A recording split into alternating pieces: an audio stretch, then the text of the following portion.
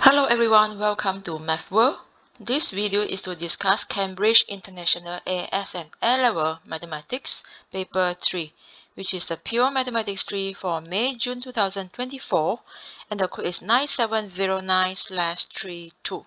So please like this video and share this video to your friends if you enjoy watching my video. Thank you.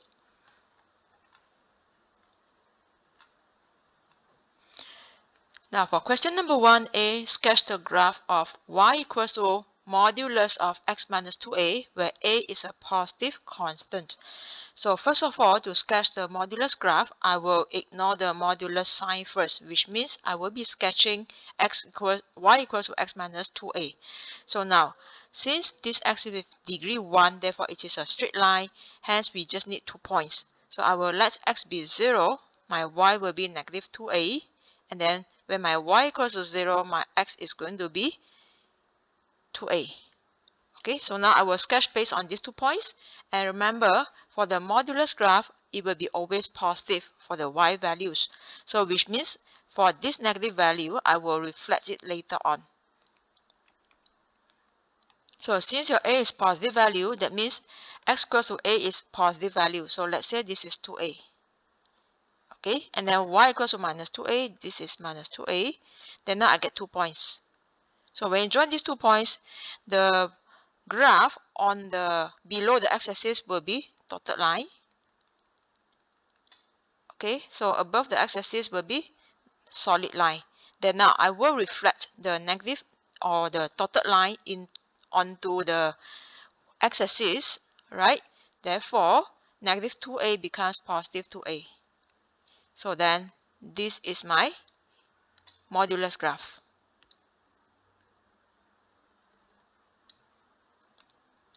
Okay, so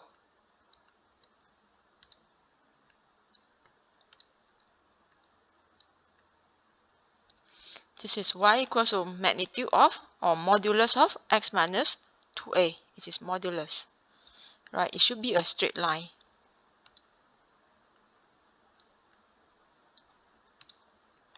So done for the first part. Now, part B, solve the inequality. So it is exactly the same line, right? Here, modulus x minus 2a, but then now we have the left hand side of 2x minus 3a. So I will let y1 equals to 2x minus 3a. So now I will add on this graph, right? So it means that when x equals to 0, my y1 equals to minus 3a. And then when my y1 equals to 0, my x1 is going to be 3 over 2a. So now I will mark these 2 points on the previous diagram. So minus 0 minus 3a. Let's say it's here. This is minus 3a.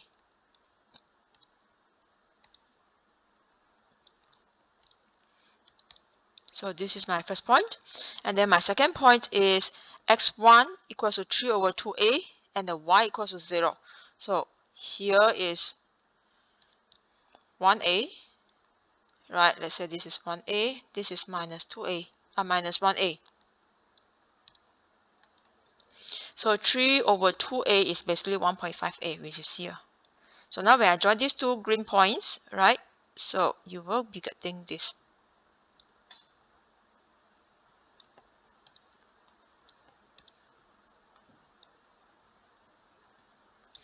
Okay, so from here, our green line, this is a green line, is less than the modulus line. So obviously from the graph, okay, so it will be green line less than this. That means it's beyond, it's before these intersection points. All these regions will be satisfying the inequality.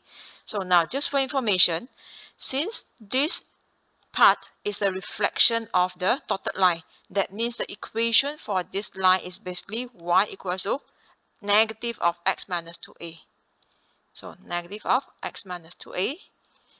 Okay, therefore now here I will just find the intersection points between the green line and the refracted line. So which means I will be getting 2x minus 3a equals to the negative of x minus 2a, because there is an intersection point. Then from here, I will do the expansion for right hand side. That will be minus x plus 2a. Then left hand side 2x minus 3a.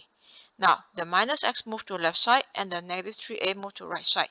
Then I will be getting 3x equals to 5a, which means my x is actually 5 over 3a. So that is my intersection point. Okay, here is 5 over 3a, which means now my region will be all less than 5 over 3a to get to satisfy this inequality. So x is less than 5 over 3a. So that is using graph. Okay, so done for this question, part B. Okay, now for question number 2, express this in partial fractions.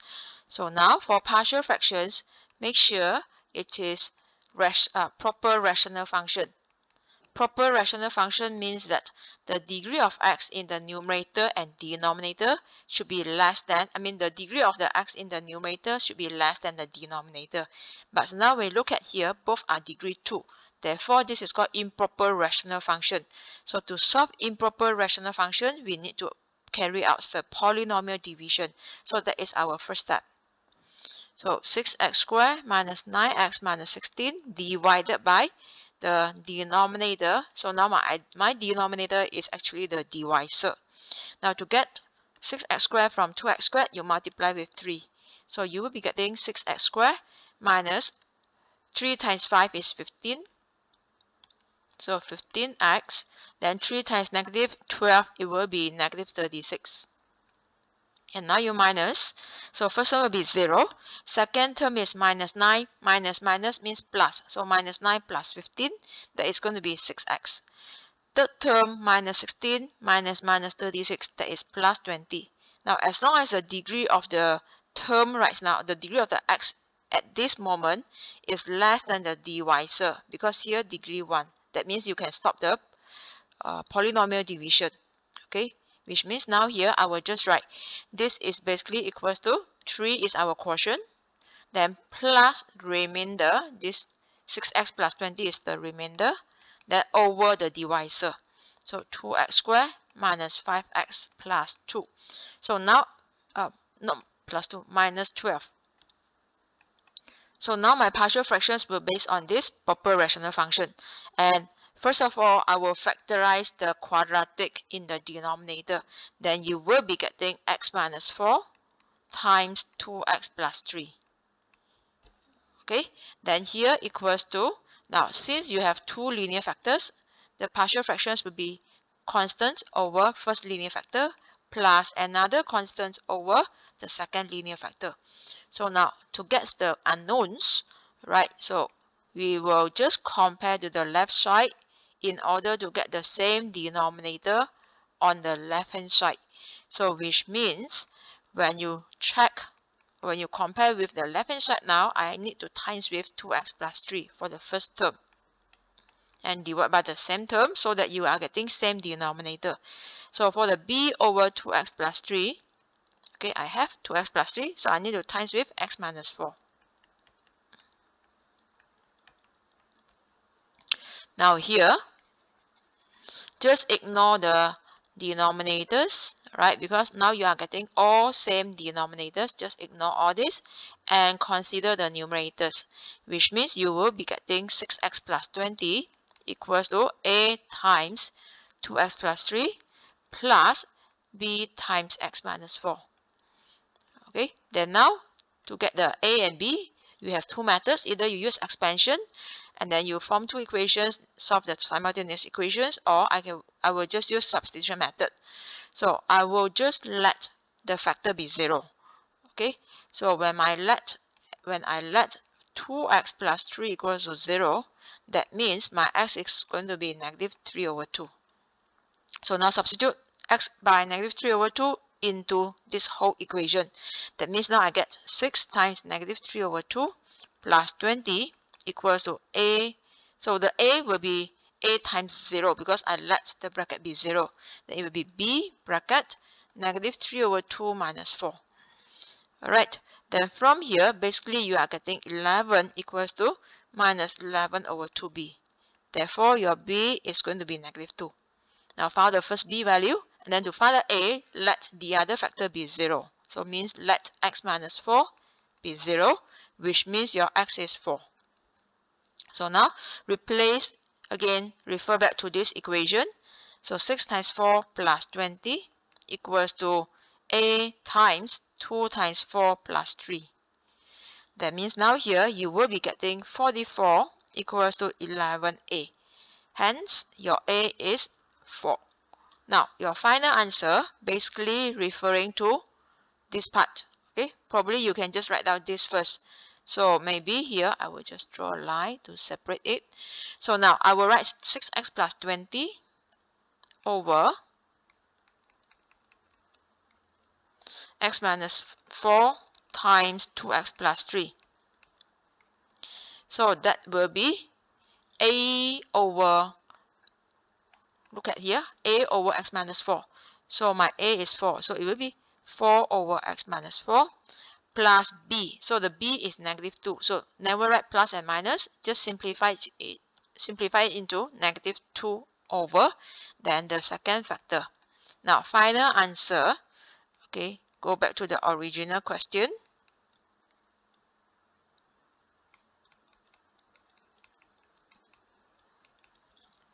Now refer back to this original form. That means it's 3 plus the rational function that we have found, or the partial fractions that we have found just now. Okay, that means now here you will be getting 3 plus the previous two terms.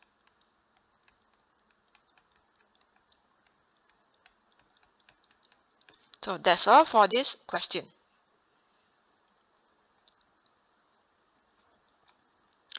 Okay, number 3, the variables x and y satisfy the equation a to the power of 2y minus 1 equals to b to the power of x minus y, where a and b are constants. Now a, show that the graph y against x is a straight line. So now a to the power of 2y minus 1 equals to b to the power of x minus y.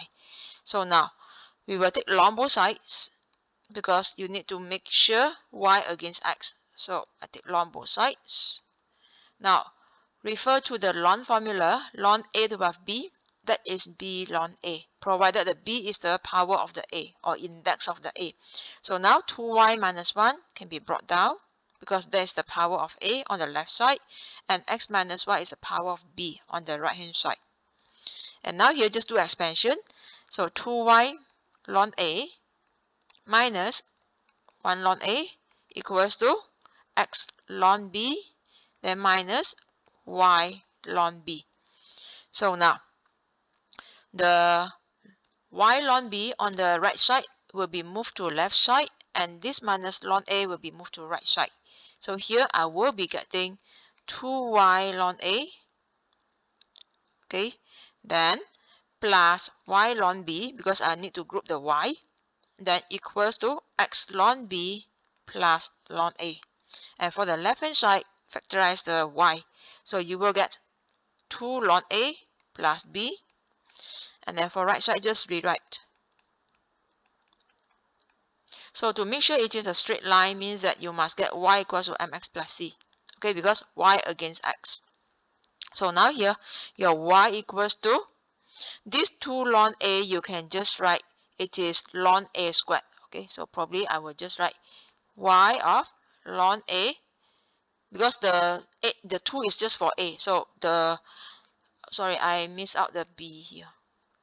Okay, here plus log b. Right, so the 2 is the power of a, so you move up. Then plus log b equals to x log b plus log a. And then the both log can be simplified. Log a plus log b, that is log a b. Okay, provided the coefficients for both log a and log b are 1. Both coefficients are 1. So now here y, it will be log a squared b.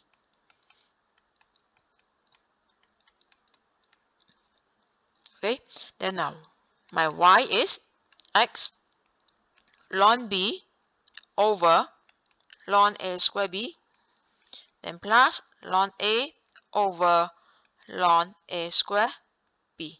So probably I will write my x at the back.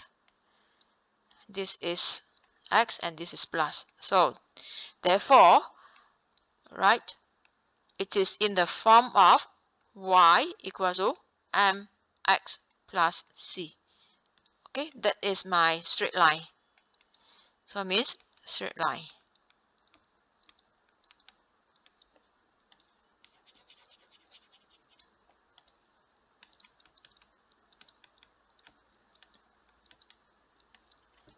Okay, so done for this question. Now given that a equals to b cubed, state the equation of the straight line in the form y equals to px plus q, where p and q are rational numbers in their simplest form. So now, when a equals to b cubed, okay, I refer back to my y here, to my y. So it means that now my y equals to ln b over ln a squared. So ln a is b cubed. B cubed, after that, this is my a. You squared it because it's a squared. Then now, okay, a squared is b cubed square. That is b power 6.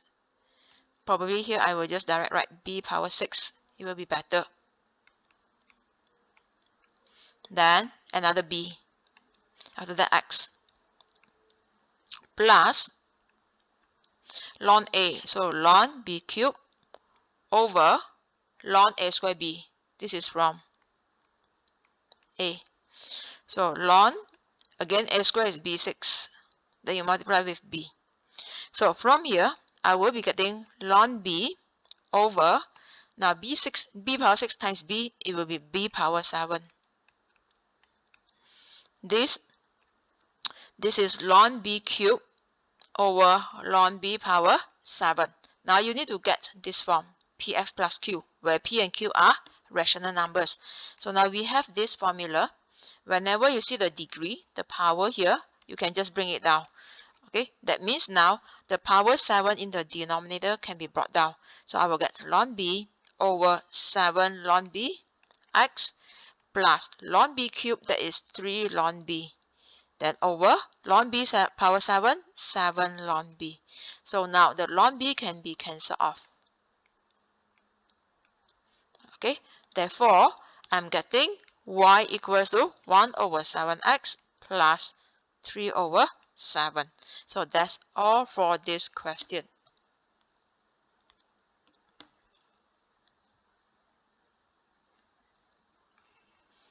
For question number 4, the equation of a curve is given by this implicit equation.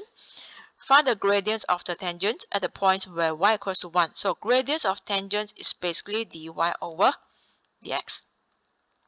So now I will, okay, normally for the implicit differentiation, alright, or implicit equation, when you differentiate, you will be getting your dy dx in terms of the two variables, means x and y.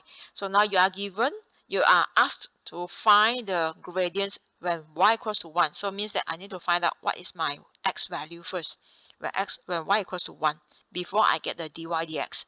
So now when y equals to 1, okay, so you substitute into this formula or this equation, which means you get e2x plus ex minus 6 equals to 0. Okay, so now this e2x is basically ex squared, just for your information. So here it is a quadratic equation, but in terms of e. So e2x is basically ex times ex. So now I will do the factorization. Then now here, plus times minus is a minus. Therefore, I will have 1 plus and 1 minus. And to get 6, right, to get minus 6, it will be plus and minus. To get 6, now look at here, the middle term is plus. Therefore, it will be plus 3 times 2. Because the middle term, the middle column here, I will just multiply the first and third column.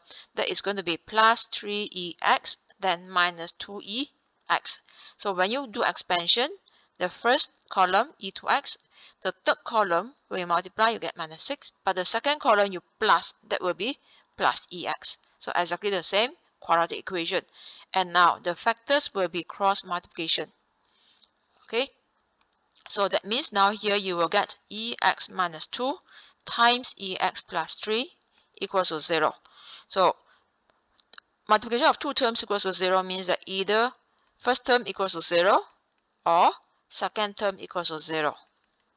That means now I will either get EX equals to 2 or EX equals to minus 3. But exponential cannot be 0, or cannot be negative, because exponential graph always above the x-axis. This is your exponential graph. Okay, therefore here I will just write no solution. Okay, so when EX goes to 2, I can just find out my X. So to eliminate the E, we have a formula, ln E A equals to A. So I will take ln both sides, and at the same time, the left side becomes X. So my X is basically ln 2. Now I will start differentiating. So Y E2X, so I'll do it here. Y E2X, so probably just next line because of not enough space. So Y E2X, this is the curve equation, plus y squared EX equals to 6. Okay, from the curve equation. Now I will differentiate. So for your information, when you differentiate the first term, first term is its multiplication. That means now here you need to apply the products rule. Differentiate UV, whereby u and v are functions of x. That is uv prime plus vu prime. Now, the first term is y. So to differentiate y with respect to x. Alright. So now here, I just give you a general formula. D over dx fy. This is going to be differentiate the fy with respect to y first, because now your function in terms of y. Then you multiply with dy over dx. Right? So now, according to the products rule, keep the y, differentiate e to x. So our differentiate e mx plus b.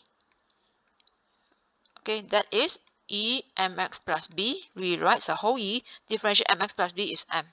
So which means now here I will be getting e to x, differentiate to x is 2. That is my v prime. Plus, keep the e to x and differentiate y with respect to y. That is 1. So 1 dy dx. Done for the first part. And the second part as well, right? So you have, for the second part, you have to apply the products rule again. So keep the y square, differentiate ex is ex.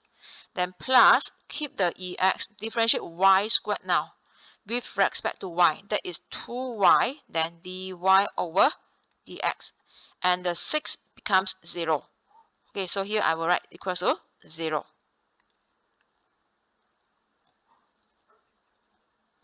So here I'll write d over dx fy. Okay, so now the question never asks for the expression for dy dx, just gradient at y equals to 1. So I know that from the previous calculation, y equals to 1, my x equals to ln 2, right? So y equals to 1, x equals to ln 2. Or I will say that ex equals to 2, according to the previous calculation. So that means now I'll just replace 1 times 2 e to x. E to x is basically ex squared, right? So look at here. E to x is same as square of ex, right? So that means now here I will just write, probably I will write e to x equals to square of ex. That is 2 square, which is 4. So now here I will just change to 4. Then plus e to x is 4. Then dy over dx plus y squared 1 square. Ex is 2. Okay, refer to this calculation. Ex is 2. Then now plus ex is 2, 2y. So 2 times 1 dy dx, that equals to 0. Now I'm getting this now. Okay, so to get the dy dx, or probably I'll just simplify all the terms first. So the first one, it will be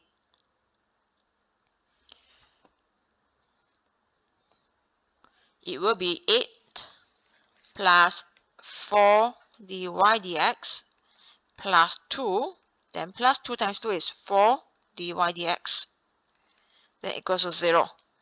Then from here, 4 dy dx plus 4 dy dx, that is 8 dy dx. Okay, after that, this 8 and 2 move to the other side, becomes minus 10. Therefore, my dy dx is minus 10 over 8, which is also minus 5 over 4. So this is my dy dx value, the gradient of the tangent, gradient of the curve.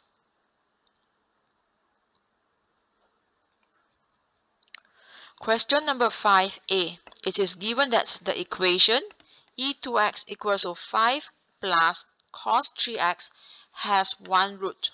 Show by calculation that this root lies in the interval. Okay, so to show the location of the roots, I will refer to the sign change rule. So now for sign change rule, I will get the the function x. So I will move the terms on the right side to the left side. So e2x equals to 5 plus cos 3x, which means e2x minus 5 minus cos 3x equals to 0. So I will let fx be the terms on the left hand side. Okay, so now replace the x by 0.7 and 0.8.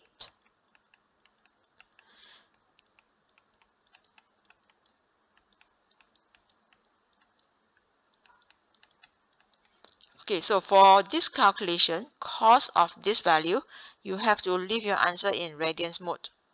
Okay, so now here, that is going to be negative 0.440, three significant figures, and now followed by f 0.8.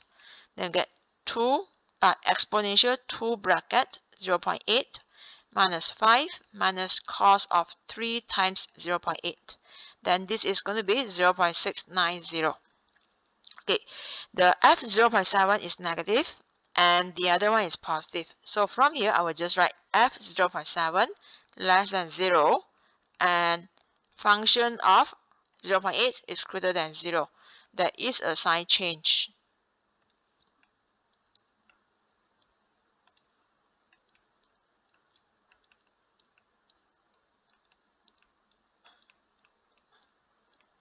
Okay, so when there is a sign change means that the root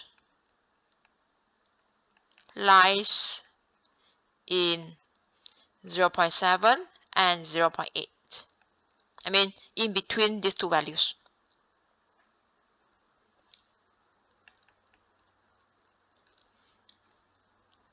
Okay, B.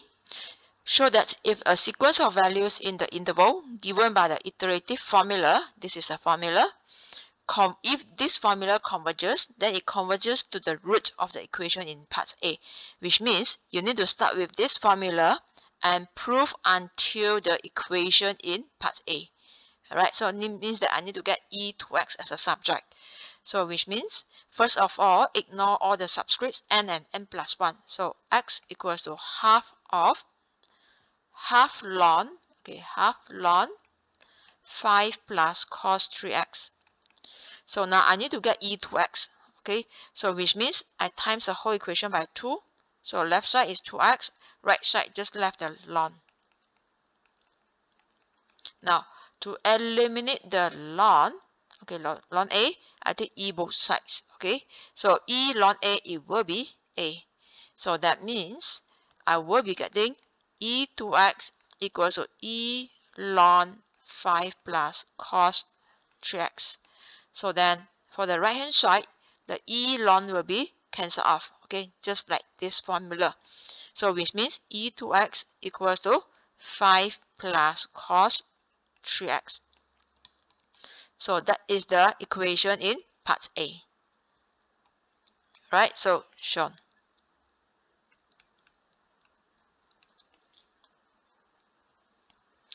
Now see, use this iterative formula to determine the root correct to 3 decimal places. Give the results of each iteration to 5 decimal places. So now use the formula given in the B. So I will copy the formula xn plus 1 equals to half ln 5 plus cos 3xn. Okay, so now from the previous part, the first part is given that your x lies between 0.8 and 0.7. So now you can just let the initial x be any values in between 0.7 and 0.8, or probably just take that two endpoints, one of the two endpoints. So now I will take the middle value. So the middle value between 0.7 and 0.8 is basically 0.75. Okay, so with this, I will be getting my x1 as half ln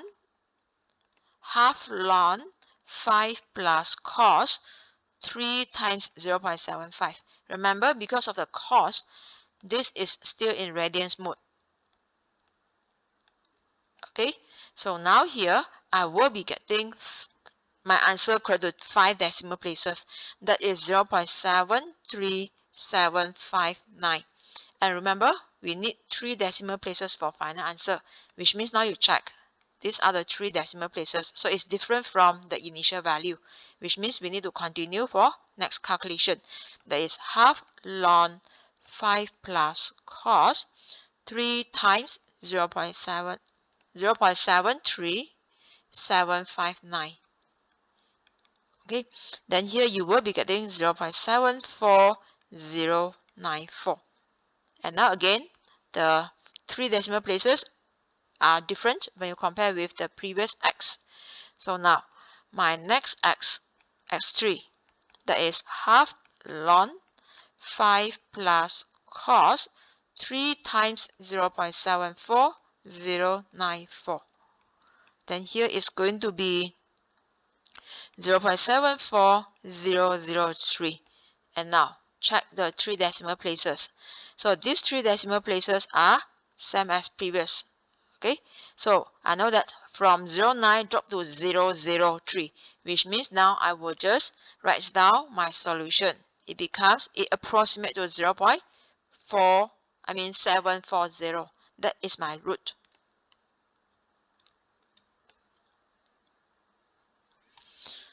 Now for question number 6, the diagram shows the curve y equals to xe negative ax, where a is positive constant and maximum point m. So when you see maximum point m means that dy dx equals to 0 first. And then if you are getting 2 x values from here, then you need to carry out the second derivative. So maximum point is also a stationary point. Alright, so now y equals to xe negative ax. And now it is x times exponential. Therefore, we need to refer to products rule. du over dx uv. That is uv prime plus vu prime. So now my u is x. My u prime is 1. Then my v is e negative ax. My v prime, whenever you differentiate the exponential function, just rewrite the whole exponential function and differentiate the power of e. So when you differentiate power of e, that is minus a. Okay, now apply this formula. Dy dx equals to uv prime, so x times negative ae negative ax plus vu prime, so e negative ax times 1. Okay, then from here, factorize the common term. So basically the common term is the e. So I will factorize the whole exponential function. Then first term left minus ax, second term is plus 1. Now at m, dy dx equals to 0. Because it is also a stationary point, which means exponential negative ax times negative ax plus 1 equals to 0. So now exponential graph, as I have shown in previous question, is always above the x-axis. Okay, that means it will never be 0. So e negative ax cannot be 0. Therefore, minus ax plus 1 equals to 0. Because when you solve multiplication of 2 terms to get 0, means that one of them must be 0. Then from here, get the x. So ax equals to 1. Hence, your x is 1 over a. And the question asks for exact coordinates of m. So Exact means no decimal. So I'm getting 1 over a for the x. And then coordinates of m means that we need to find the y coordinate. So just substitute back into the curve equation, which means now x equals to 1 over a. My y will be 1 over a e negative ax. So negative a, my x is 1 over a, which is 1 over a e negative 1. Okay, so you can leave in this form, or since there is a negative degree for the e, I will just move it down. That means it becomes 1 over ae. So now I will write my m is with coordinates 1 over a and 1 over ae. So that's all for the working of this point m.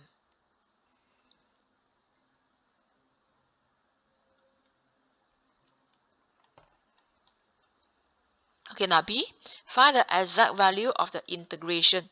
So now integrate from 0 to 2 over a. So x e negative ax dx. Now, when it is multiplication of two terms and you need to integrate, this is going to be integration by parts.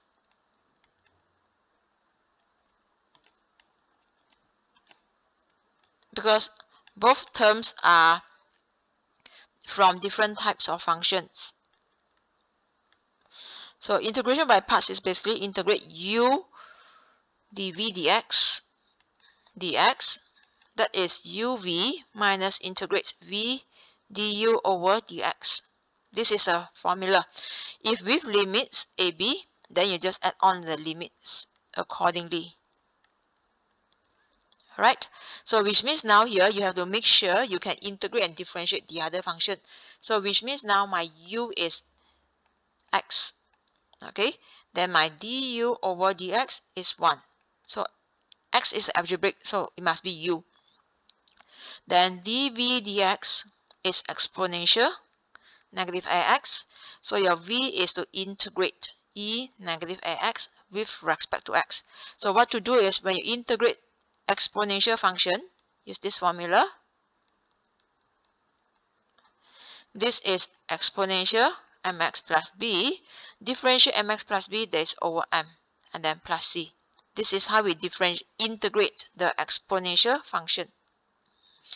And now, integrate e negative ax. It will be e negative ax. Then differentiate negative ax is basically negative a. Alright?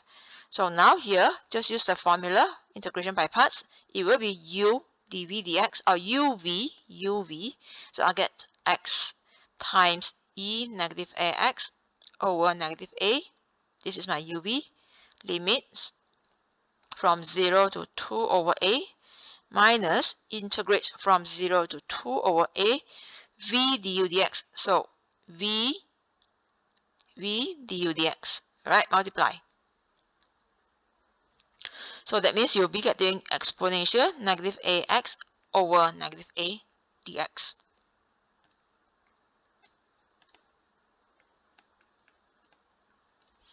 Okay, so now replace the x by 2 over a first. Okay, the upper limit.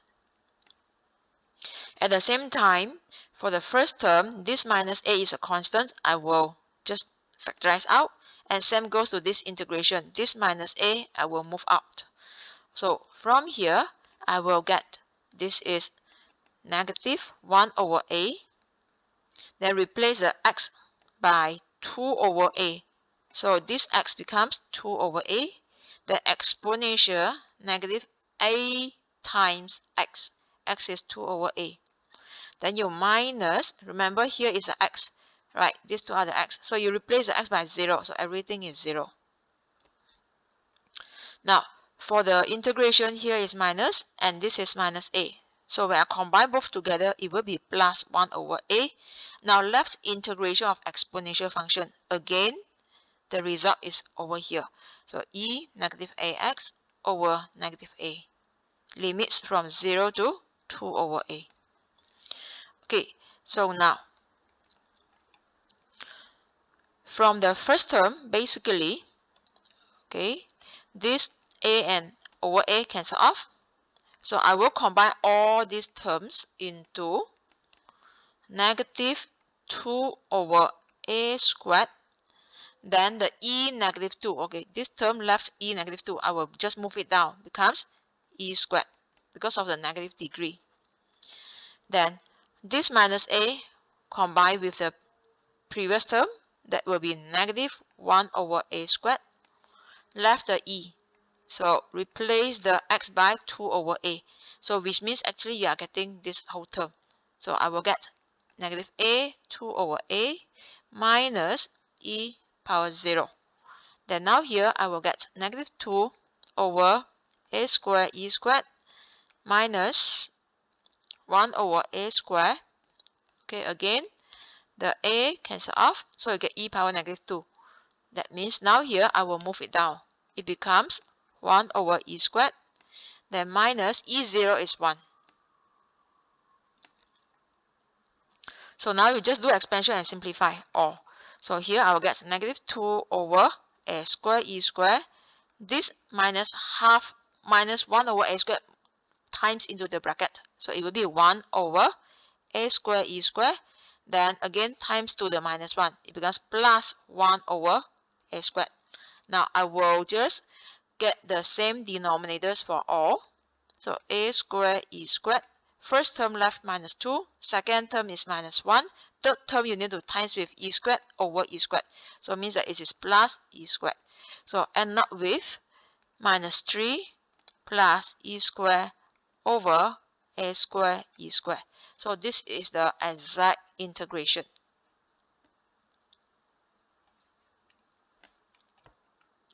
Next question, number 7a. Show this identity. Right? So now I will start from the left hand side because it has two terms. So now cos degree 4 theta minus sine degree 4 theta. This can be expressed as square of cos square minus square of sine square. And then use this formula, a square minus b squared, the difference of two squares, it will be a square, it will be a minus b times a plus b. So from here, right, my a becomes cos squared, my b is a sine squared. So it will be a minus b times, my a is cos squared, then plus b squared. Plus b, plus b. So my b is sine squared x or sine squared theta. So then we have an identity. Sine squared x plus cos squared x equals to 1, which means this is 1. So therefore, cos squared theta minus sine squared theta, another identity here. Cos 2x equals to cos squared x minus sine squared x, which means my first bracket is basically cos 2 theta. So with this, I have shown the identity.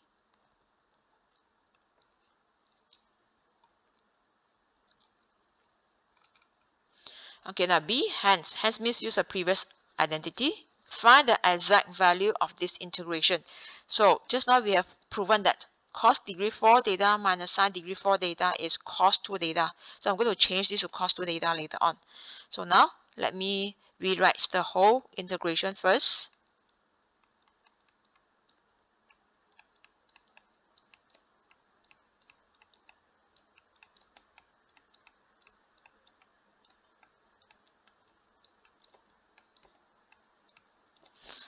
Okay, so first two terms you will change to cos 2 theta.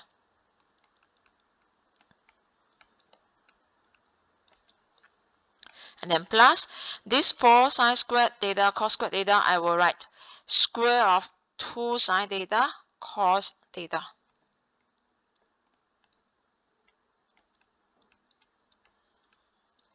So now again another identity. Sine 2a equals to 2 sine a cos a, which means this is basically sine 2 theta, right, according to the double angle formula. So here you will get cos 2 theta plus sine 2 theta, then there is a square for this term. Now for this square of sine 2 theta. Now again, whenever you need to integrate sine squared a, right, you need to refer to the cos 2a formula. So cos 2a formula, this is basically sine squared 2 theta.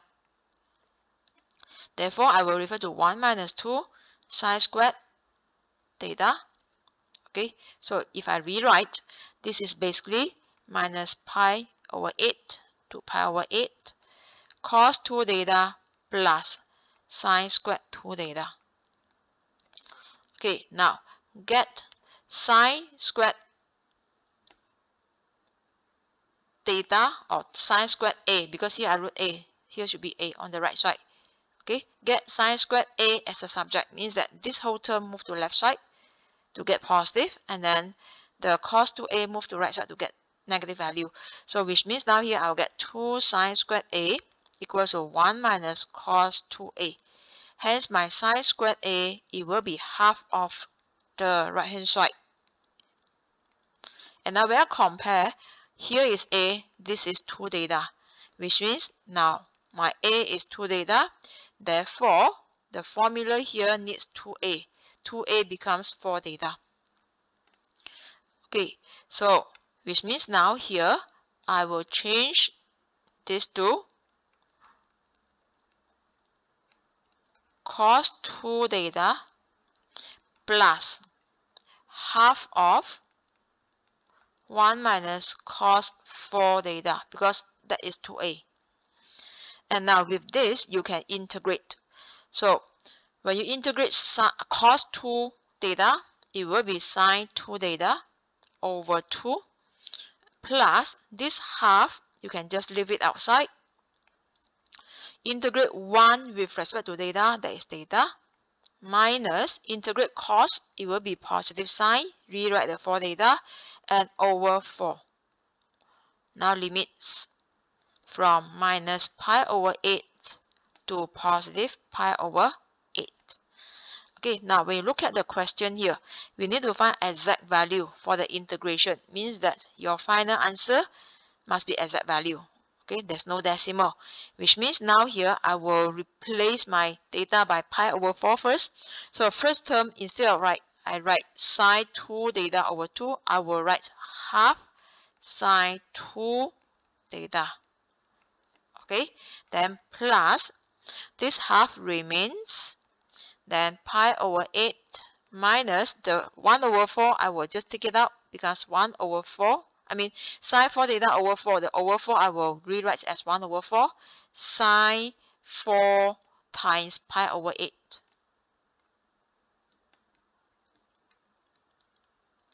Okay, I get all this when the theta is replaced by pi over 8. So now I minus when the theta is replaced by negative pi over 8. So just write the negative, add the negative to all the pi over 8.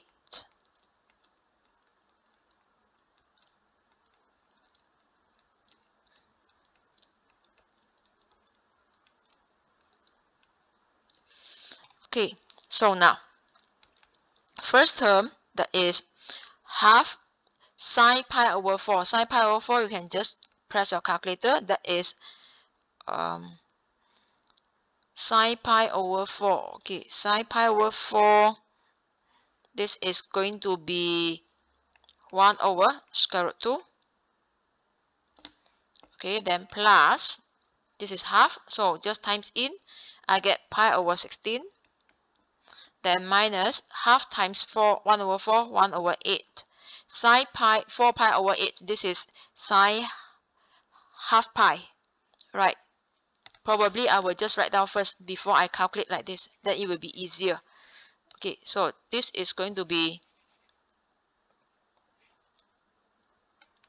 half sine pi over 4 plus, right, 1 over 2, or 1 over pi over 16, alright, pi over 16 minus 1 over 8 sine pi over 2 minus, so now for your information, sine negative theta is same as negative sine theta.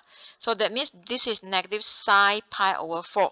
So the negative and negative, or I will just write outside first the negative. So it means that this is negative half sine pi over 4.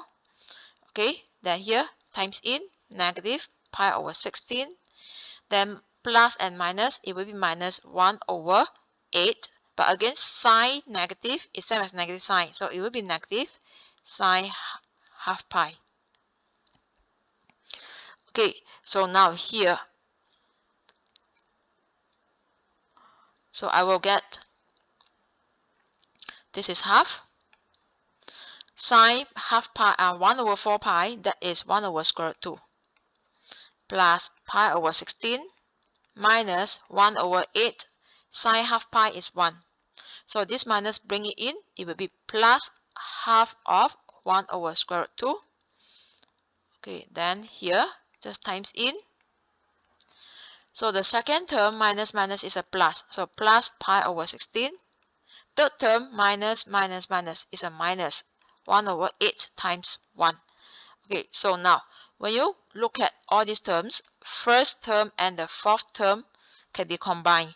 So half of 1 over square root 2 plus another half of 1 over square root 2. This is 1 times of 1 over square root 2. So therefore, I will just write 1 over square root 2. Okay, then pi over 16 plus pi over 16. That is 2 pi over 16. Then minus 1 over 8 minus another 1 over 8 is minus 2 over 8. So from here, I will simplify. So you can write 1 over square root 2, or actually this is same as square root 2 over 2. Then plus pi over 8, then minus 1 over 4. So that's all for this working.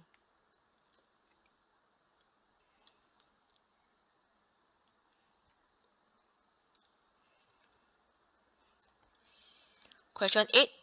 The points ABC have these three position vectors.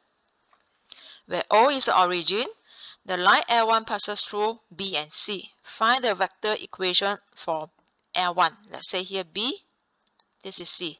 So we need to get the direction vector B, which is our BC. Okay, it will be in the direction of BC, I would say. So now, right? So this is BC. So now, first of all, I need to find out the vector BC. Vector BC is basically OC minus OB. Then now just minus OC 8, 5, 3, negative 3. So I will write the vector in column vector form. I think column vector form. Minus OB 5i 2j, that means 0k. So 5, 2, 0. Then this is going to be 3. 8 minus 5 is 3. 5 minus 2 is 3. Minus 3 minus 0 is minus 3. Okay, so now from here I will say that my direction vector of the line, because my direction vector of the line is actually B. Okay, B is parallel to BC. So now I can just write this is basically 1, 1, minus 1. Because from the BC you can factorize the 3. Okay, now for the L1, this is the L1. It passes through points B and points C. So you can take any of the fixed points.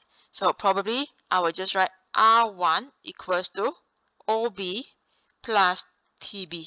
So I use the B as the fixed point. You can use a C, no problem. So the B becomes 520 plus T of the direction vector. So this is my vector equation for L1. Okay, now L2 has another equation. So say L2, and let's be R2. So now negative 2i plus 1j plus 4k. That means negative 2, 1j, 4k plus mu 3i, 1j minus 2k. So 3, 1 minus 2. This will be my vector equation of the L2. Now B, find the coordinates of the point of intersection of L1 and L2. So when 2 points are intersecting, means that L1, L2 will be the same. I mean the R1 and R2 will be the same because the point lies on L1 and also lies on L2. Okay, so now I will let R1 equals to R2. So the R1 from the previous question. And at the same time, I ignore all the brackets. So then this t I combine as well. Multiply and combine with the 5. So it will be 5 plus 1t. Okay, probably I write here R1 520 plus t 11 minus 1. So it means now 5 plus 1t for the I component, then 2 plus 1t, and then minus t equals to, here, minus 2 plus 3 mu. Then 1 plus 1 mu, 1 plus mu. Lastly, 4 minus 2 mu. So now I have 3 equations. Right. So to find the intersection points, I just need any 2 equations because you only have 2 unknowns. So probably I will use the first 2 equations. Okay, I use minus because I eliminate the t. Both equations with positive t. So I use first equation minus second equation. So for the left hand side, 5 minus 2, that will be 3. T minus t will be 0. So which means on the left hand side, I'm getting 3. For right hand side, minus 2 minus 1, that is minus 3. 3 mu minus 1 mu plus 2 mu. So 2 mu, this minus 3 move to the other side becomes 6. That means my mu is 3. Okay, so now after you have found the mu, actually no need to find the t because we need to find the intersection points, right? Just one point. So we need to find the intersection point, and now you just substitute into the R2 because R2 has mu. So that means now here from R2, from L2, alright, from L2. So my R2 equals to minus 214 plus my mu is 3. Then 3, 1, negative 2. That means now here you will be getting minus 2 plus 3 times 3 is 9. So minus 2 plus 9, 7. 1 plus 3 times 1 is 4. 4 plus 3 times minus 2, that is minus 2. Okay, this is the position vector of the intersection point. But then when you look at the question, it's mentioned coordinates. So now I have to change to coordinates form.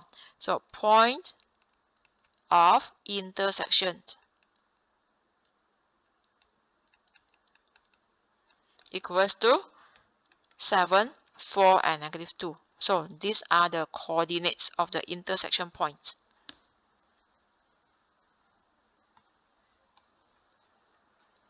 Now see the point D on L2 such that AB equals to BD. Find the position vector of D. Okay, so which means now your so D is on L2. So which means OD, okay, D is on L2. That means OD equals to R2. So my R2 is basically this part. When you refer to the previous part, this is my R2. Okay, so I will just put them in vector form, column vector. So which means I get minus 2 plus 3 mu,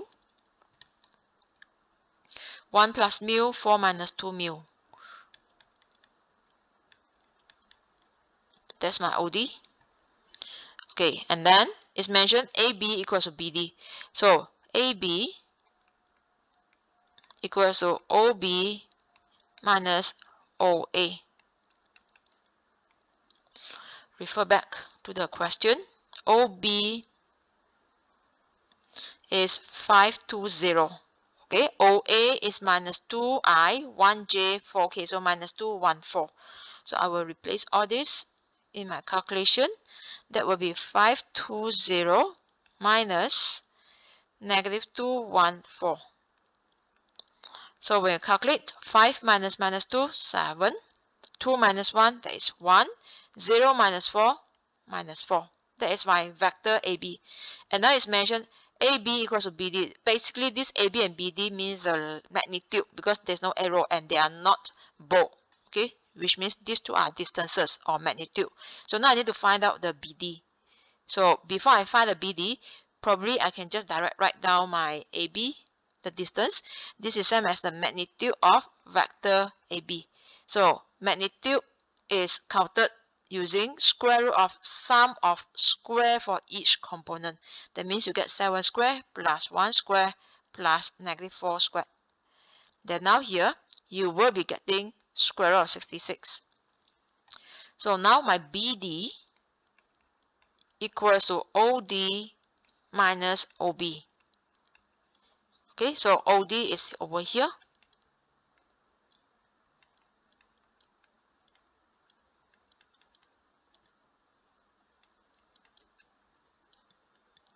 Minus OB, this is 520.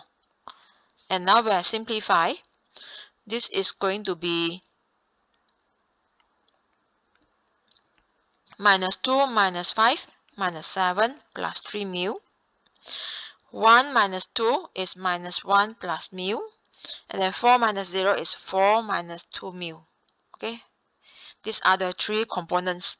So now, given AB equals to BD, I have found the length of AB, which is square root 66. So which means magnitude of BD is also square root of 66. Now, according to question, we need to find position vector of D. Now my OD depends on mu, which means I should get the mu from this modulus, right? So modulus means square of each components, right? Each component, after that you plus them. So minus 7 plus 3 mu squared plus minus 1 plus mu squared plus 4 minus 2 mu squared. Then equals to square root of 66. Now, the square root on both sides, you just square both sides to eliminate the square root. So here, cancel off. Right? That means now here, I will be getting square of minus 7 plus 3 mu. So for this square, you have to expand using quadratic expansion. That is going to be a squared plus 2ab plus b squared. Then I will be getting square of minus 7 is 49. So minus 7 times 3 mu times 2, that is minus 42 mu. 3 mu squared, it will be 9 mu squared. Square of 3 mu will be 9 mu squared. Okay, same goes to the next expansion. Square of minus 1 is 1. Minus 1 times mu times 2, that is minus 2 mu. Then square of the mu, that is mu squared. And same goes to the last term. Square of 4, 16. 4 times minus 2 mu times positive 2. That is going to be minus 16 mu. Lastly, square of minus 2 mu. That is plus 4 mu squared. That equals to 66. Now, basically, you are getting a quadratic equation. Okay, so let's check. 9 mu squared plus 1 mu squared is 10 mu squared plus 4 mu squared, 14 mu squared. So here I'm getting 14 mu squared. And then now, the next is to eliminate the mu. So minus 42 mu, minus 2 mu. So minus 44, then minus 16 mu. So minus 44 minus 16, that is minus 60 mu. Okay, and then the next one is going to be 49 plus 1 is 50.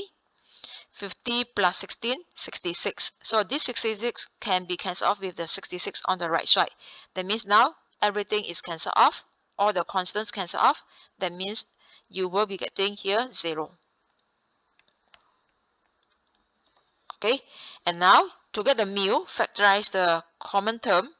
So I know that 14 and 60, the common is 2, right? So factorize 2 mu.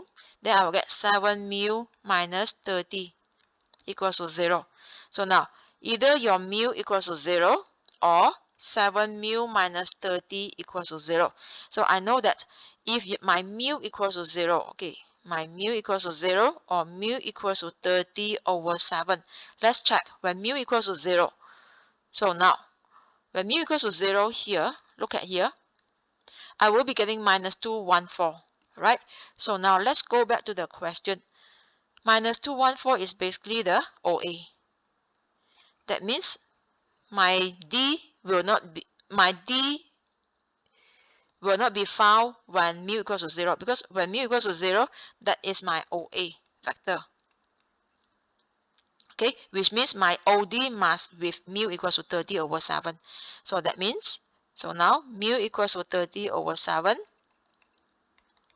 Then my OD will be, just copy back this and replace.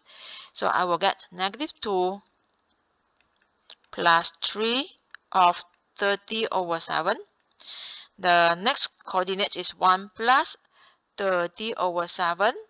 Okay, 1 plus mu. And then 4 minus 2 mu. So here is going to be 4 minus 2 of 30 over 7.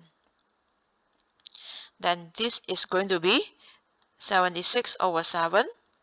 And then 37 over 7.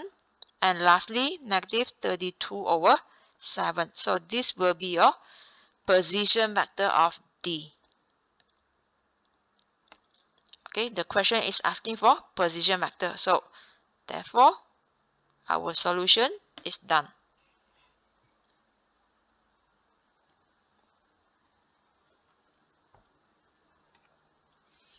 Question number 9. The complex numbers z and w are defined by z equals to 1 minus I and w is minus 3 plus 3 root 3i. Now A, express the multiplication of two complex numbers in the form a plus bi, where a and b are real and exact third form. So just do multiplication. This is 1 minus I multiplied with minus 3 plus 3 square root 3i. And then just expand 1 times the whole bracket and then minus I times the whole bracket. So when you times 1 to the whole bracket, just rewrite the terms in the second bracket.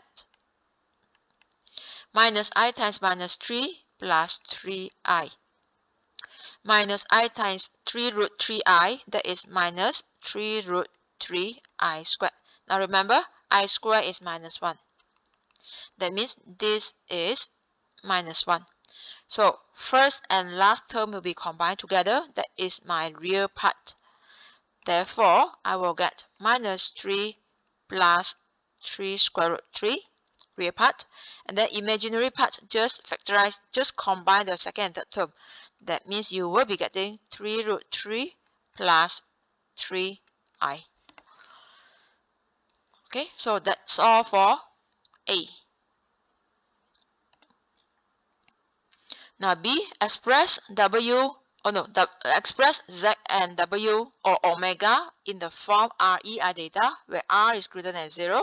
Data is defined from minus pi to positive pi, inclusive the positive pi. Give the exact values of R and theta in each case. So now, the first complex number, rewrite 1 minus I. So the R is basically the modulus, right? So modulus of first complex number is square root of 1 squared plus minus 1 squared, real squared plus imaginary squared. Your imaginary part is minus 1 because of minus I. This is square root 2. Now, to get the theta, which is the argument, right? So we have to draw the Argand diagram. This is real axis. This is imaginary axis. So x is 1. Your y is minus 1. Therefore, this is your complex number. And now our theta is counted from the real axis. So because of this interval, I will have to consider the negative. So which means now here, your argument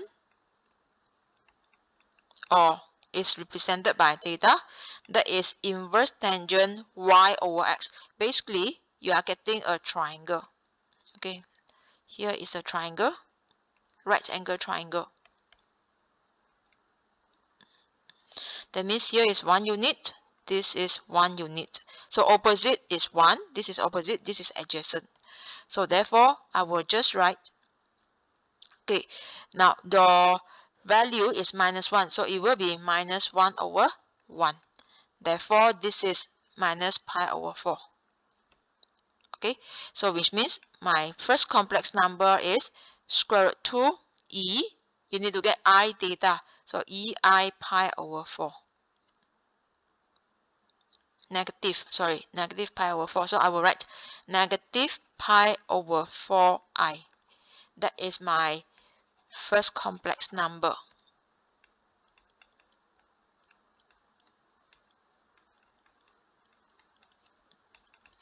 Okay, now my second complex number,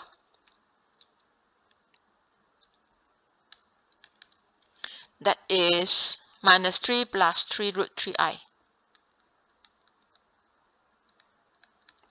So now my magnitude or modulus, I would say modulus, is negative 3x squared plus, this is actually magnitude squared. Okay, square the real and imaginary parts, then you will be getting square root of 36. That is also 6. Now, when I draw the Argand diagram, your x is negative 3, your y is positive 3 square root 3. Let's say here. This is your complex number.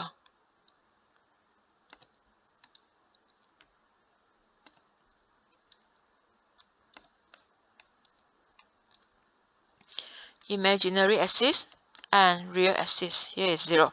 Now my angle is counted from the positive real axis. But then this is my theta. Okay, this is my theta. But then the triangle, okay, the right angle triangle is over here. That means here is 3 units. The vertical axis, the vertical distance is basically 3 root 3 units. This is W. So 3 root 3. Here is the 90 degrees. That means here is the alpha value. Okay, so which means now here my argument W, or what I say that is theta, which is pi, because that is the orange color, minus the right angle the small angle in the right angle triangle there. So opposite over adjacent again is 3 root 3 over 3. Okay, so now this is going to be the 3 and over 3 cancel off. Inverse tangent root 3 is basically pi over 3. So here this is pi minus pi over 3, which is 2 over 3 pi.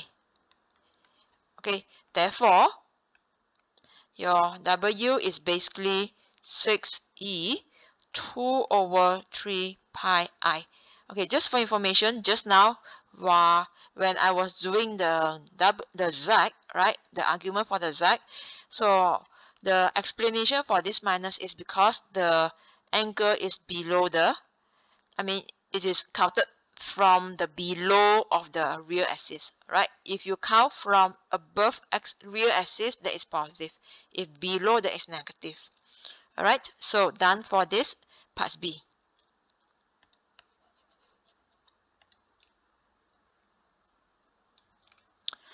Okay, now see on an Argand diagram, the points representing W and ZW are A and B respectively.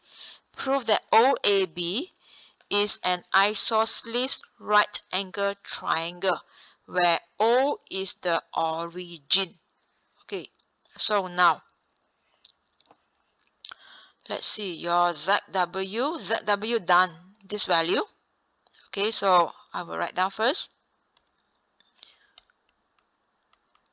from the first part.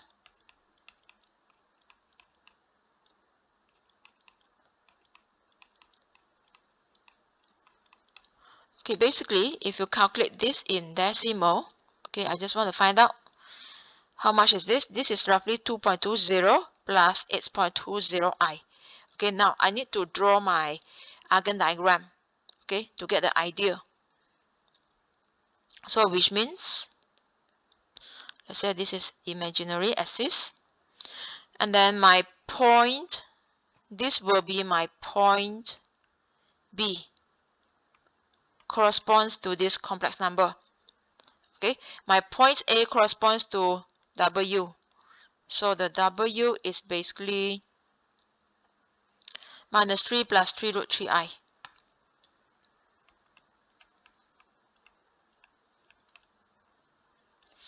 Okay, so now I will sketch the Argand diagram. Argand diagram. This is a real axis. Here is 0. So now my A is minus 3 plus 3 root 3. So minus 3 is here. Let's say this is minus.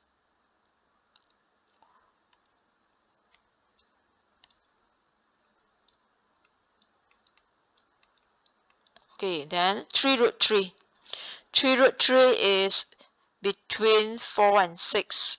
Okay, so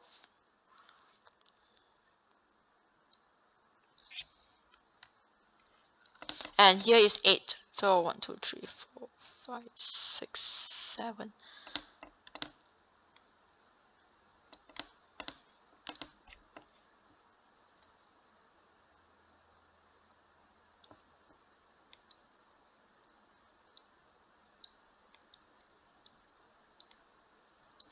Right, so basically 3 root 3 is 5.2. Okay, 5.2. So here 1, 2, 3, 4, 5, 6, 7, 8. So 5.2 is roughly here. Right, so this is my point A. So I join the points A to the O.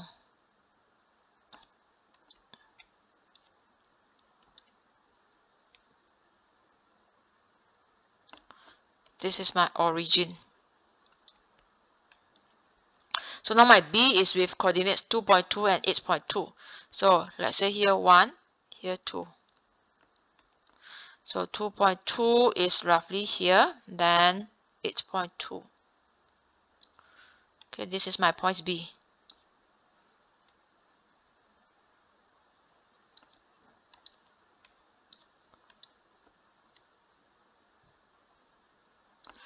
Now join the A and B.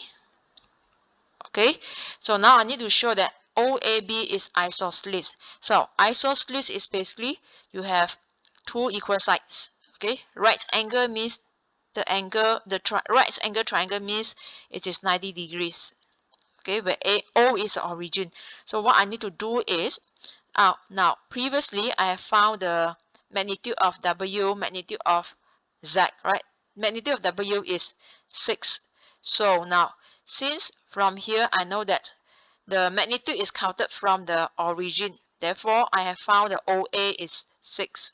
So now, magnitude of W equals to OA, that is 6.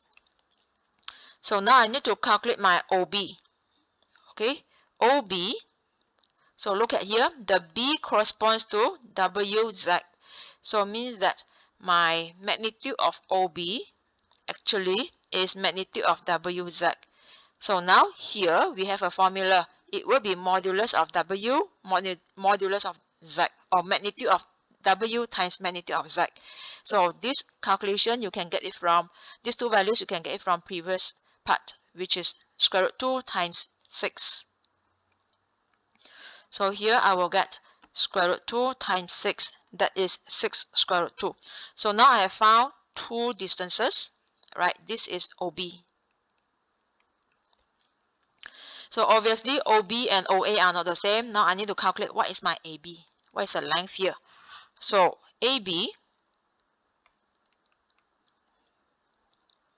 okay. So AB, now you see for the coordinates. So B with coordinates minus 3 plus 3 square root 3. That is the x-axis. I mean the real part. Imaginary part is 3 plus 3 root 3. Then the A with coordinates minus 3 and 3 square root 3. Okay, so now with these two I can find the distance. So I will just write here my A with coordinates minus 3, 3 root 3. My B with coordinates minus 3 plus 3 root 3 and 3 plus 3 root 3.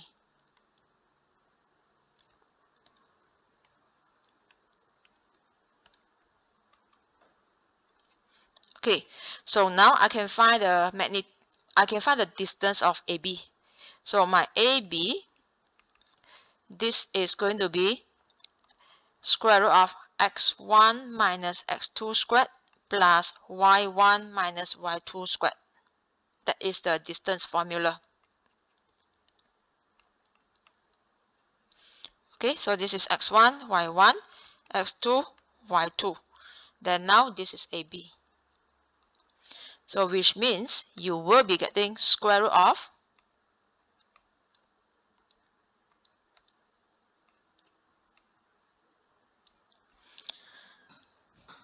minus 3. Okay, I will let x2 minus x1. So, or you can use x1 minus x2, up to you.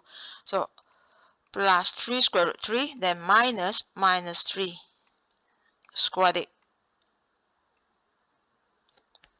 plus 3 plus 3 square root 3, which is my y2, minus my y1. So from here, you will be getting, okay, the first one, this is minus 3, this is plus 3, so cancel off. Alright, and then the second bracket, you cancel off the 3 square root 3. So I am getting 3 square root 3 squared plus 3 squared. That is my AB calculation. And then from here, I will be getting square root of 36, which is 6. So from here, I notice that OA is 6, OB is 6, right? OA is 6, which is same as AB. Okay, therefore, OAB is an isosceles triangle.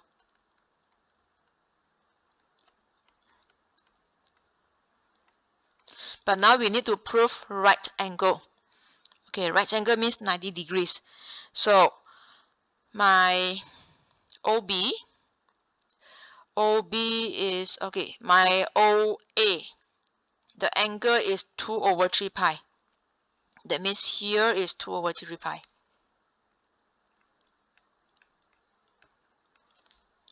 Alright, so then I have to find out what is my AOB. What is this angle? Because I have proven that the OA is same as AB. So OA is same as AB.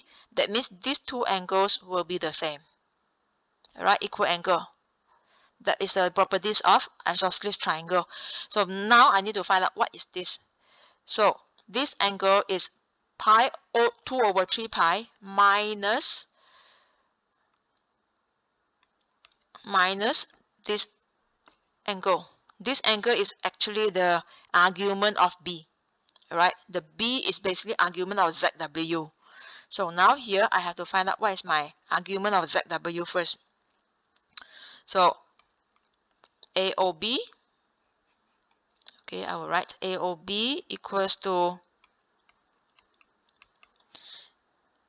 argument W minus argument of ZW. So from here, you can find argument of ZW, or you can just use a formula. Argument of ZW is basically argument of Z plus argument of W, because it's times. So I change to plus. Therefore, this is argument W minus argument Z plus argument W. So when you open the bracket, it's actually the argument W cancel off. Therefore, you are getting negative argument Z. So argument Z already found in previous part. Argument Z is basically, okay, here, negative pi over 4. So I will be getting negative of negative pi over 4, which means that is pi over 4. Okay, so here negative pi over is positive pi over 4, sorry, pi over 4. So which means now I know that the green color here pi over 4, here is pi over 4. Then I can find out what is my OAB. Okay, so I will write over here triangle or angle AOB is equals to angle ABO because of isosceles triangle. So ABO. Right? Therefore, my angle OAB, the remaining angle here, OAB. So angle OAB, this is pi over 4. That will be 100, one triangle is 180, which is 180 degrees, which is pi. So pi minus pi over 4 plus pi over 4. That is pi over 2. So I know that that is 90 degrees. Therefore, OAB is an isosceles right angle triangle.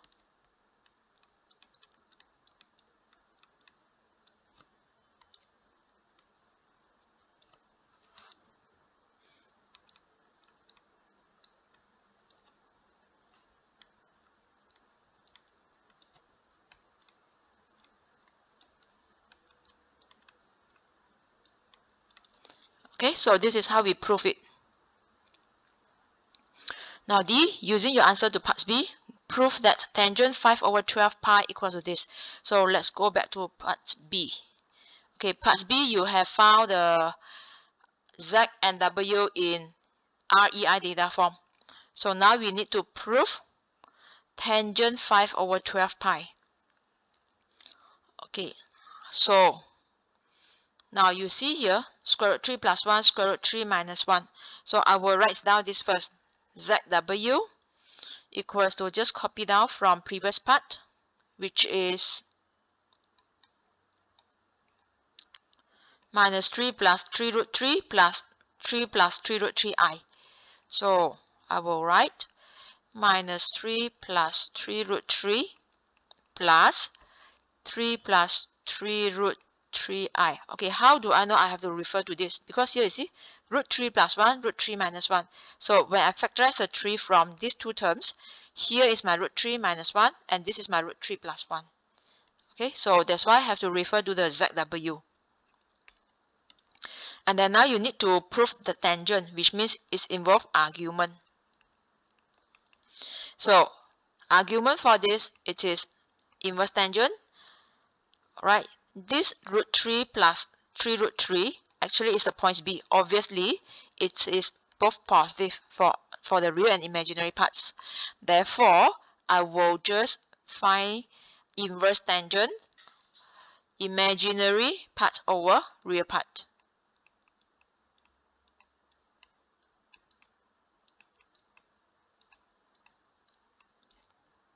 Okay, then here I will just write this is basically inverse tangent. Take out the 3. So 1 plus root 3 or root 3 plus 1, I want to get this. So I will rewrite. This is 3 root 3 plus 1 over 3 bracket root 3 minus 1. So the 3 cancel off. I'm getting root 3 plus 1 over root 3 minus 1. Okay, I found this. Now I just need to prove this tangent. So then at the same time, your argument ZW is same as argument Z plus argument W. So which means argument Z from the parts B. Argument Z is negative pi over 4. Argument W is 2 over 3 pi. 2 over 3 pi. So now you add up these two.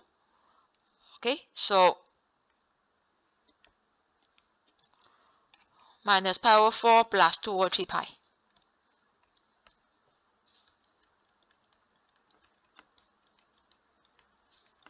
then this is going to be 5 over 12 pi.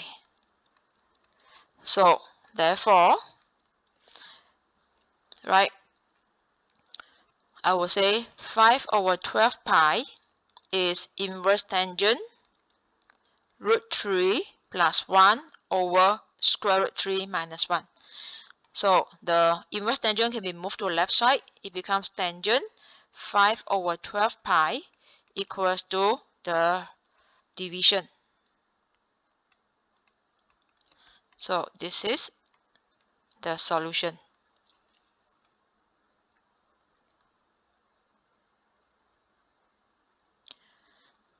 Okay, now 10a, by writing y equals to secant cube theta as 1 over cos cube theta, show dy dx equals to this expression.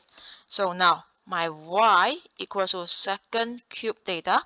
This secant cube theta is same as 1 over cos cube theta. 1 over cos cube theta is same as 1 over cos theta to the power of 3.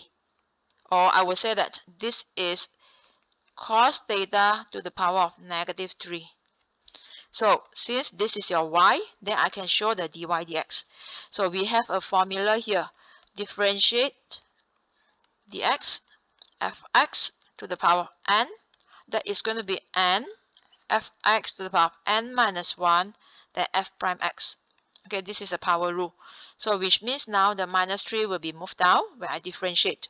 So I will write dy over d theta equals to minus 3 cos theta, the degree you minus 1 becomes minus 4.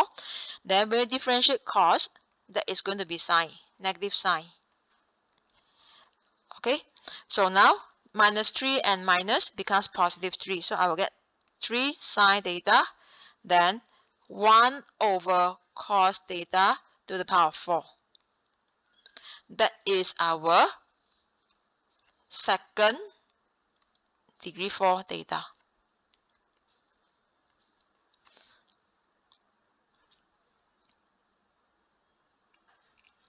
Okay, now part B, the variables x and theta satisfy the differential equation given x equals to 3 when theta equals to 1 over 3 pi.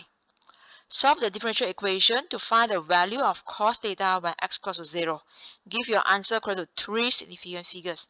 So now, this is differential equation.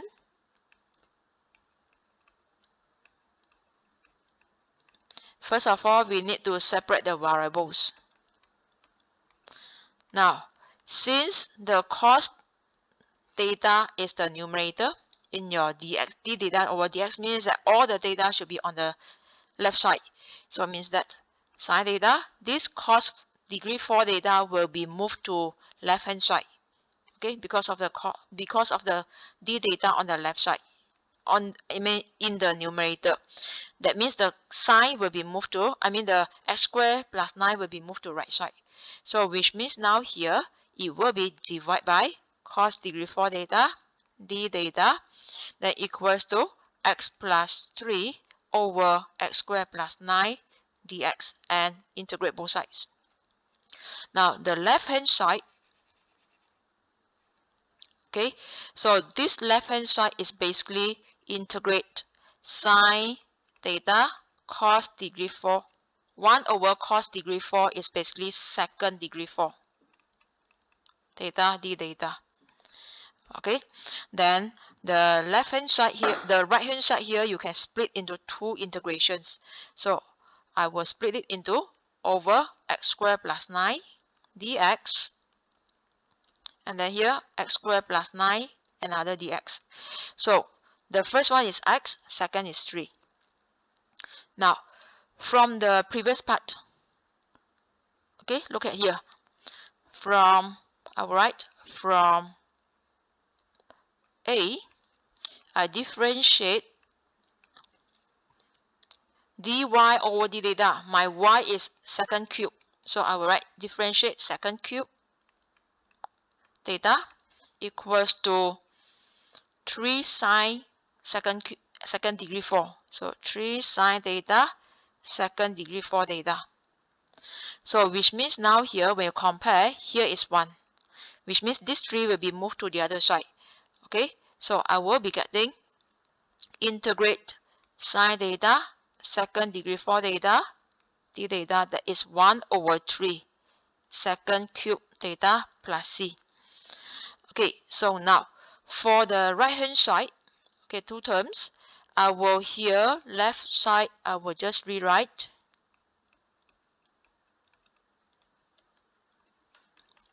right hand side I will use the ln formula.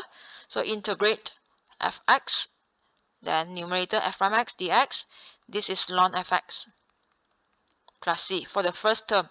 So which means I will write over x squared plus 9 dx. So differentiate x squared plus 9 is 2x. To get the x in the previous part, 1x, I need to times half outside. Okay, plus for the next one, we need to use formula because we have a formula integrate a over a squared plus x squared dx, that is inverse tangent x over a plus c. Okay, but then this is 3.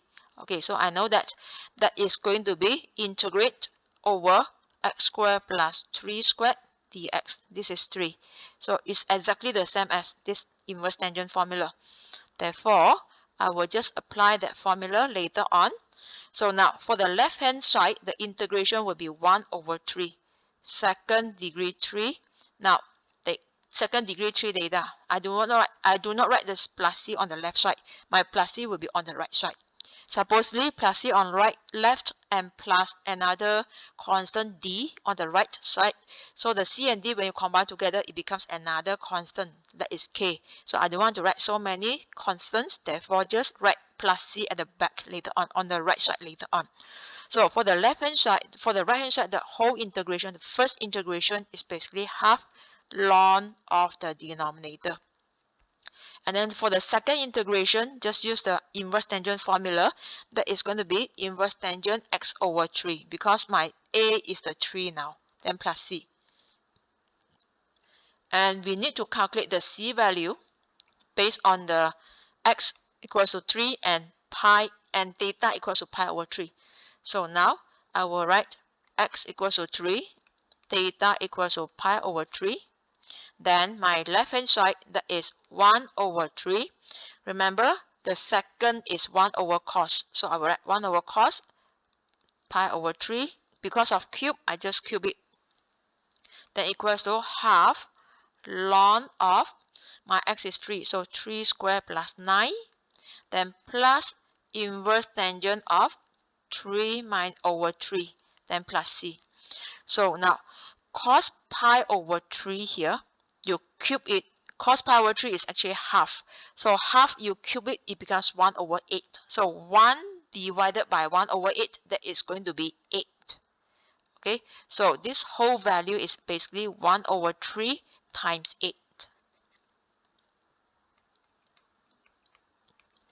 Cos pi over 3 is half.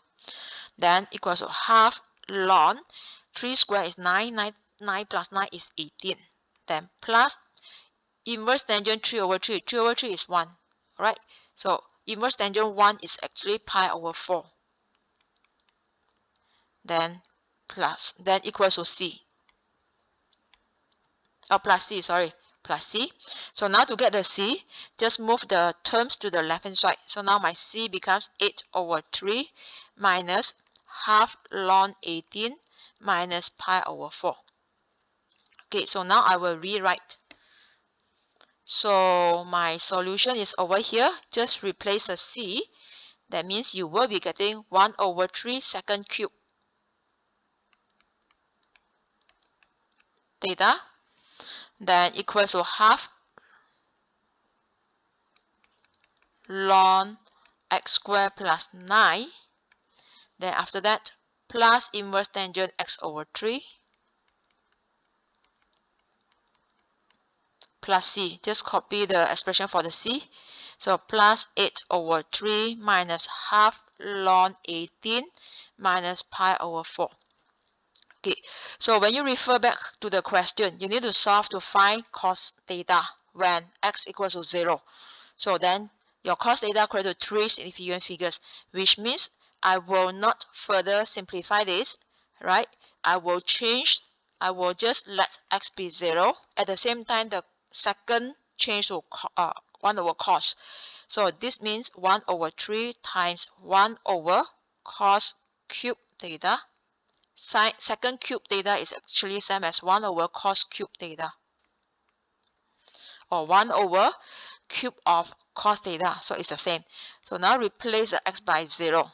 That means I'm getting half log 9, then plus inverse tangent 0 plus 8 over 3 minus half log 18 minus pi over 4. Okay, then from here, now inverse tangent 0 is 0. So this is 0. Okay, so you calculate the values on the right side, right? And at the same time, this 1 over 3, you move it to the right side. That means I times 3. So here becomes 1 over cos cube theta. That becomes 3 of 1.53469. So all these values, okay, all these values, it will be 1.53469. Then now here, I will get the answer as 4.60408. And now to get the cos theta, okay, this is 1 over cos cube. So now I will just move up and down, okay, swap.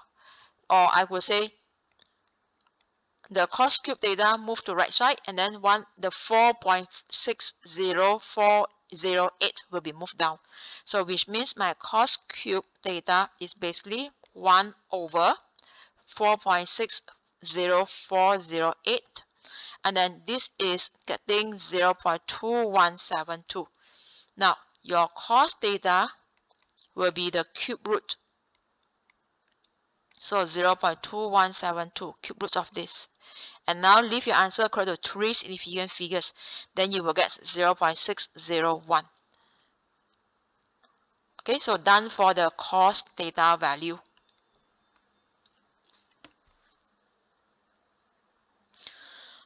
Alright, so I have completed the whole paper and also comes to the end of the video. Please like this video and subscribe to the channel, and not to forget to share this channel with everyone if you enjoy watching my videos. Okay, please stay tuned for more upcoming videos as well. Thank you everyone. Bye.